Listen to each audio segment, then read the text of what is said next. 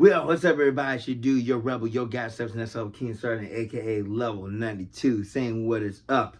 We are here for another KeeKlip episode, season 10, 494, and we got 6 more episodes to go, and we are wrapping up the season very, very nicely. And I gotta tell you, it's been fun, very, very fun journey this far, and we are almost there. We are almost there, guys. We're gonna make this another quick one. We got the holidays coming up, so hey, you know how it is. So, we looked at a lot of the Tiger Electronic games. We looked at a lot of some handhelds and some other very small knickknacks, a PC game. And now it's been a while since I kind of talked on like shows or movies, series and stuff like that. So I thought, why not? Only because I've been watching this for a minute. But I want let's go with the historic, very very historic, and I hope it gets remastered soon in the future. TV series, cartoon of home movies. Now, here's the kicker. It's a cartoon, but not for kids, technically. So, home movie, first off, for those of you that were born around the 90s, grew up in 2000s, and this was, I want to say either 99 or 2000, one of the two, Cartoon Network, one of Nickelodeon's competitors. I like both either way, it doesn't matter. Cartoon Network at the time was definitely great for cartoons. And then one year, we had Toonami, which if I can find a DVD like of that, like documentary wise, I'll definitely talk about that soon. Toonami was basically the anime block. That was like kind of like the after school thing. I think like 3 o'clock or 4 o'clock or 5, depending on your time zone. That was fun. One day in that year when it did happen, Cartoon Network was like, let's make an adult block. And this is like the late nights, like 10, I think 9 o'clock, somewhere around there. And this during the weekdays. And it's most likely weekends, of course. We had something called Adult Swim. And basically, okay, the kids are in bed. Kind of like how Nick at Night was. And that was just old regular shows on Nickelodeon at night.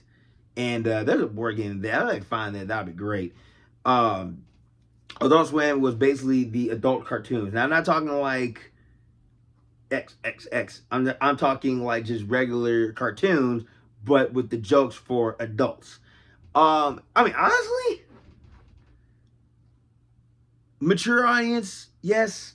But like, if I were to say something like Family Guy, okay, there you go.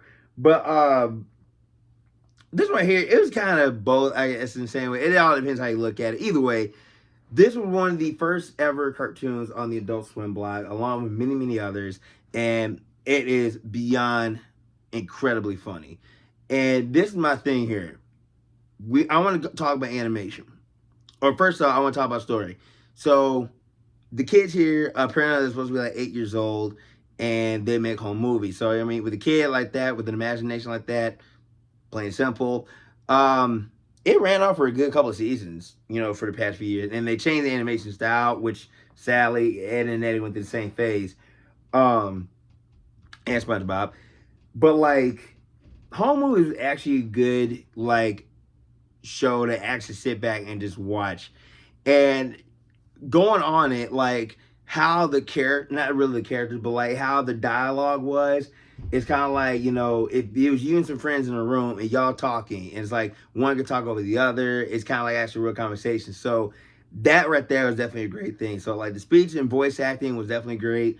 Not my big names. There's one, I forgot his name though, but it was like so many other like just voice act talents in here, and to really kind of overlay someone else's voice, it makes it better.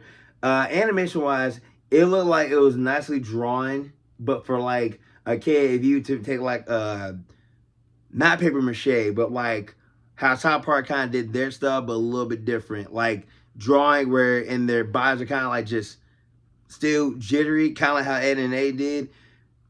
It's kind of like that. It was definitely funny. There was like a lot of jokes in here. The only episode I did like out of all of them, it's only the few episodes in, was the Art of Sucker Punch. That was hilarious. I still laugh about it till this day.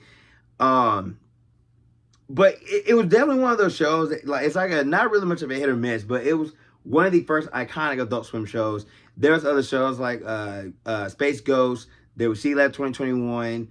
There was another one. Oh my god. Oh my god. There was another show.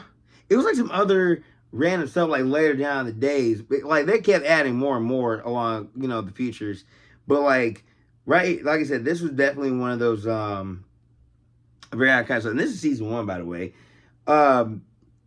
Again, like home movies when I was watching back then, I was young. So to really go for it and be like, wow, this is actually a thing.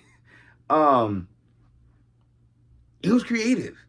This is what I actually like to call. This is what I would consider a cartoon that had a lot of creative idea and background and detail, and to really sit there and say, "Hey, look at this," and actually bring in people or bring in like the money and revenue. Yeah, this is a thing. I would actually watch this over and over again. Like I said, it ended, I think, late 2000, but I'm not really sure when. But again, it was just one of those shows I definitely love to watch. And if you guys like adult humor, adult innuendos in there, it's kind of like that.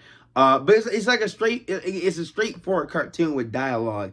Like my personal favorite is always gonna be Family Guy. No ifs, ands, or buts about it. But Home Movie is one of those shows where it's like you sitting back and it's like, wow, okay. And so Brendan Small in the middle right here, he's kind of like the creator of all this. Melissa has a camera, but they kind of share time and they just make home videos. Mind you, they're supposed to be 8-year-olds. You think you're 8, like being able to work a camera? I never really held a camera since I was like 10. But like to really go beyond that, it's like, man, being able to make home movies as a kid, it would be fun. And so they just made their own stuff. There's a lot of character development for everybody. Brandon was kind of up there. Jason, he was definitely like the awkward kid. Melissa, she was just the young, innocent one. Coach McGurk, he's kind of like a father figure to Brendan.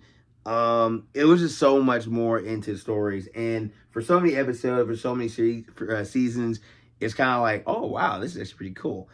I would definitely recommend this cartoon for anybody. I would definitely say, hey, man, listen, get you some friends, get you a couple beers, have a watch, and I promise you will chuckle like crazy for this. So, and it's right in the season 1. I believe I do have season 2 if I remember. This is a 3-disc, by the way. Yeah, there we go. Yeah, this is a 3-disc right here. Yeah, it's basically just one cartoon I would never regret in life, and you guys would never would either. So, if you ever do find these anywhere, by all means, please get this whenever you can. I'm pretty sure there's more out there somewhere. I just bought this at a Goodwill not so long ago, so I'm actually glad to have this in my DVD stash. So get it while you can, get it where you can. Easy find by far, hopefully, and hopefully cheap.